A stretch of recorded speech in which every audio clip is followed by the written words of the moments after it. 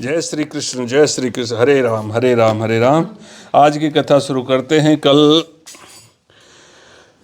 लक्ष्मण जी को समाचार मिला था और वो दौड़ करके भगवान जी के पास आए थे और उन दोनों का संवाद हुआ। भगवान श्री रामचंद्र जी ने अपने छोटे भाई लक्ष्मण को बहुत प्रकार से समझाया, लेकिन वो बार बार वो कहने लगे कि आपके बिना तो मैं यहाँ रह नहीं सकता हूँ, आप क्यों त्याग कर रहे हैं। तब भगवान श्री रामचंद्र जी को दया आई और उन्होंने उनको स्नेह समझकर, डरा हुआ समझकर हृदय से लगा लिया और कहा कि हे भाई जाओ, जब चलना ही है तो माता जी से विदा मांग के ले आओ, अपनी माता के पास जाओ और जल्दी करो, फिर वन चलना है। जैसे ही रामचंद्र की वाणी सुनी, लक्ष्मण जी इतने आनंदित हो गए और ऐसा लगा कि जैसे उनको सारा जितने भी जो लॉस होता है ना आदमी को, वो लॉस पूरा हो गया हो। मान लो उनका जो हानि जो है एकदम खत्म हो, ऐसे इतना बड़ा लाभ मिल गया हो। ऐसा सोच करके वो दौड़ के हर्षित हृदय से वो अपनी माता के पास गए और ऐसा लगा कि मानो अंधे को फिर से नेत्र मिल गए हों। उन्होंने जाकर माता के चरणों में मस्तक नवाया, किंतु उनका मन रघुनंदन को आनंद देने वाले श्री राम जी और जानकी जी के साथ था। मन तो वहाँ फंसा हुआ था। जाके माता जी के पास गए। माता ने जब देखा कि मन उधर लगा हुआ है, तो जैसे आदमी का जब दो मन होते हैं ना, तो पता चल जाता है कि ये कुछ सोच रहा है, चाहे भले वो आपकी बातें सुनने के लिए हूँ हाँ कर रहा हो या किसी से कुछ बात कर रहा हो, परंतु उसका माइंड कहीं दूसरी जगह दौड़ रहा होता है तो पता चल जाता है। माता जी को तुरंत पता चल गया कि ये कुछ मन उदास है, इसका कुछ प्रॉब्लम है। तो उसने पूछा कि क्या बात है, ऐसा क्यों, कहाँ सोच रहे हो। तब लक्ष्मण जी ने पूरी कथा विस्तार से सुनाई कि ऐसे ऐसे बात है और मैं जाना चाहता हूँ। उसको सुनते ही पहली बार उसको समाचार मिल रहा है, क्योंकि धीरे धीरे करके रनवास सब का अलग अलग था, कैकेयी का अलग, कौशल्या का अलग, सबका। तो जैसे जैसे खबर फैल रही है तो इस तरह से वो आदमी जिसको पहली बार पता चलता है कि हैं ऐसा हो गया, वो एकदम छिटक जाता है कि क्या हो। तो वो भी ऐसी सहम गई जैसे हिरनी चारों ओर वन में आग लगी देख करके सहम जाती है कि जाएं तो जाएं, किधर जाएं। लक्ष्मण ने देखा कि अब सब गड़बड़ हो गई, कि माताजी इतनी जोर से सहम गई, डर गई। और ये स्नेह बस माता का जो प्यार होता है ना पुत्र के प्रति, उस प्यार के बस मेरा सारा काम बिगाड़ देंगी, अब ये मेरे को आज्ञा नहीं देंगी, ऐसा वो मन में सोचने लगे। इसलिए वे विदा मांगते समय सकुचा रहे हैं डर के मारे। कहानी तो पूरी सुना दी, लेकिन मन ही मन सोचे थे हे विधाता, माता साथ जाने को कहेंगी कि नहीं कहेंगी, क्या होगा, कैसे मांगूं। लेकिन उन्होंने अपना रख ही दिया। सुमित्रा जी ने श्री राम जी और श्री सीता जी के रूप, सुंदर शील और स्वभाव को समझकर उन पर राजा का प्रेम देखकर अपना सिर धुना, पीटा और कहा कि पापिनी कैकेयी ने बुरी तरह घात लगाया। उसको भी लगा कि ये पापिनी कहाँ से आ गई, कैसा कर दिया, परंतु बुरा समय जान करके बड़ा धैर्य धारण किया और स्वभाव से हित चाहने वाली को सुमित्रा जी कोमल वाणी से बोली। देखो कैसा, मतलब सुमित्रा जी ने यहाँ पे अपना उच्च मतलब चरित्र का वर्णन किया यहाँ पे कि कैसी स्त्री होनी चाहिए। वो बोल रही हैं कि हे लक्ष्मण, जानकी जी तुम्हारी माता हैं और सब प्रकार से स्नेह करने वाले रामचंद्र जी तुम्हारे पिता हैं। जहाँ श्री राम जी का निवास हो वही अयोध्या है, और जहाँ सूर्य का प्रकाश हो वही दिन है। यदि निश्चय ही सीता राम वन को जाते हैं तो अयोध्या में तुम्हारा कुछ काम नहीं है। ऐसा उसने कहा सीधे। गुरु, पिता, माता, भाई, देवता और स्वामी। गुरु, पिता, माता, भाई, देवता और स्वामी, अपना मतलब मालिक, इन सब की सेवा प्राण के समान करनी चाहिए। फिर श्री रामचंद्र जी तो प्राणों के भी प्रिय हैं, हृदय के भी जीवन हैं और सभी के स्वार्थ रहित सखा भी हैं। और जगत में जहाँ तक पूजनीय और परम प्रिय लोग हैं जितने भी, वे सब राम जी के नाते से ही पूजनीय हैं। अगर राम जी हैं इसलिए सारे लोग मानने योग्य हैं। हृदय में ऐसा जानकर हे तात, उनके साथ वन जाओ और जगत में जीने का लाभ उठाओ। उसी आदमी को जगत में जीने का लाभ मिला जो रामचंद्र जी का प्यारा हो और उसके पास रहे, और वो उनको साथ लेके जाने के लिए तैयार भी है। तो समझ लो आपके समान तो भाग्यशाली कोई है ही नहीं। मैं बलिहारी जाते हूँ कि पुत्र के मेरे समय तुम बड़े ही सौभाग्य के पात्र हुए। तुम बड़े सौभाग्यशाली हो जो तुम्हारे चित्त ने छल छोड़कर श्री रामचंद्र जी के चरणों में स्थान प्राप्त किया है। संसार में वही युवती पुत्रवती है, वही स्त्री पुत्रवती है जिसका पुत्र श्री रघुनाथ जी का भक्त हो।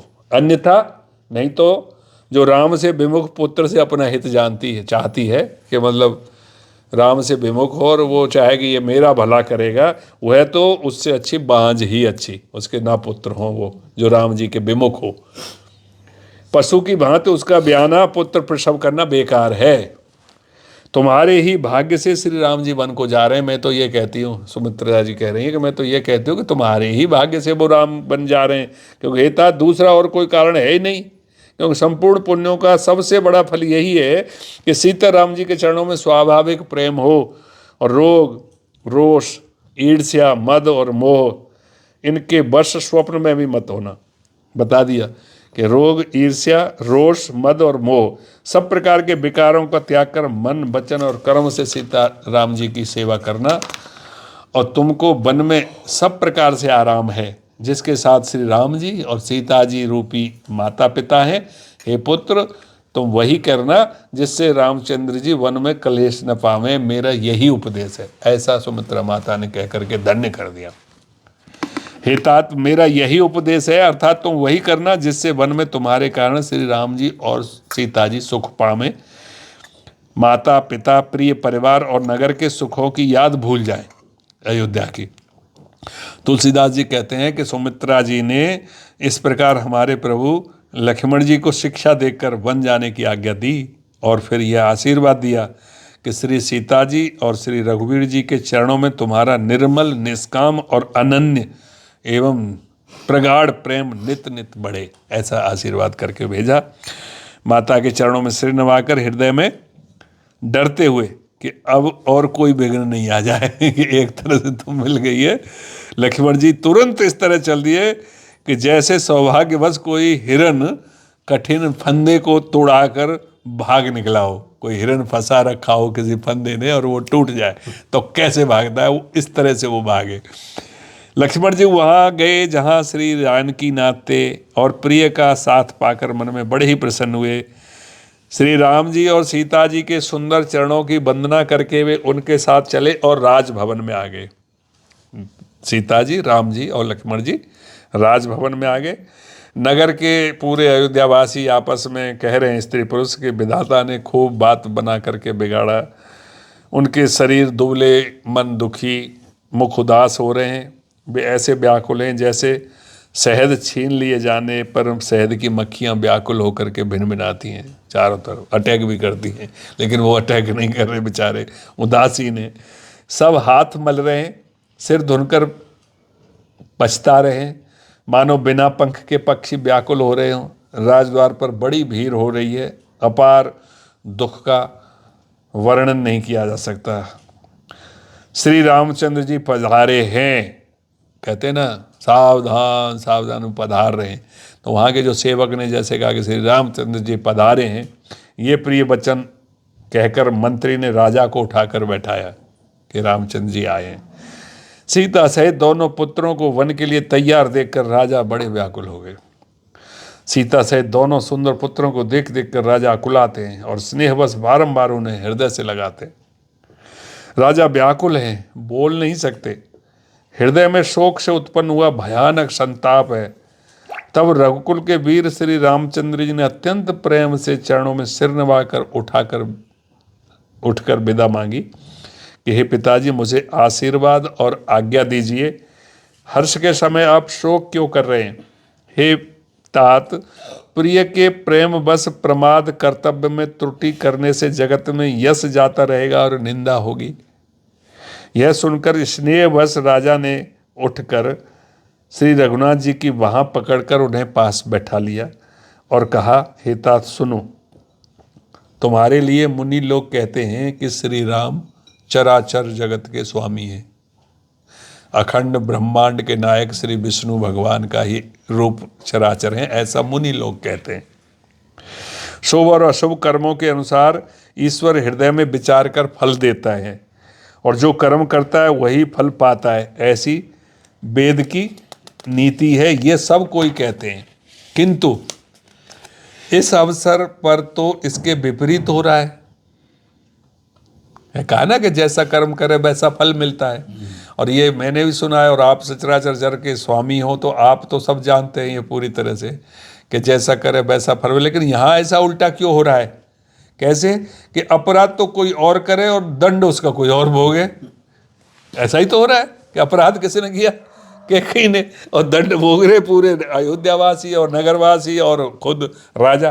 तो भगवान की ये लीला बड़ी विचित्र है, उसे जानने योग्य जगत में कौन है, ये कह रहे हैं। जैसे मैंने उस दिन कथा सुनाई थी कि गहना कर्मणो गति, के कर्म की गति बड़ी गहन है, किसी को पता नहीं है क्या हो रहा है। तो वही राजा दशरथ जी रामचंद्र जी को कह रहे हैं। राजा ने इस प्रकार श्री रामचंद्र जी को रखने के लिए छल छोड़कर बहुत से उपाय किए, पर जब धर्म धुरंधर धीर और बुद्धिमान श्री राम जी का रुख देख लिया और वे रहते हुए नहीं जान पड़े कि ये नहीं रोकेंगे किसी भी तरह से, तब राजा ने सीता जी को हृदय लगा लिया कि वो लगे चलो कम से कम ये रह जाए, तब भी कुछ आस टकी रहेगी। और बड़े प्रेम से बहुत प्रकार की शिक्षा दी, वन के दुसह दुख कह कर के सुनाए, फिर सास ससुर तथा पिता के पास रहने के सुखों को समझाया। परंतु सीता जी का मन श्री राम जी के चरणों में अनुरक्त था, इसलिए उन्हें घर अच्छा नहीं लगा और न वन भयानक लगा। और फिर सब लोगों ने भी वन में विपत्तियों की अधिकता बता बता कर सीता जी को समझाया, सारे लोगों ने, यहाँ तक वशिष्ठ जी ने भी।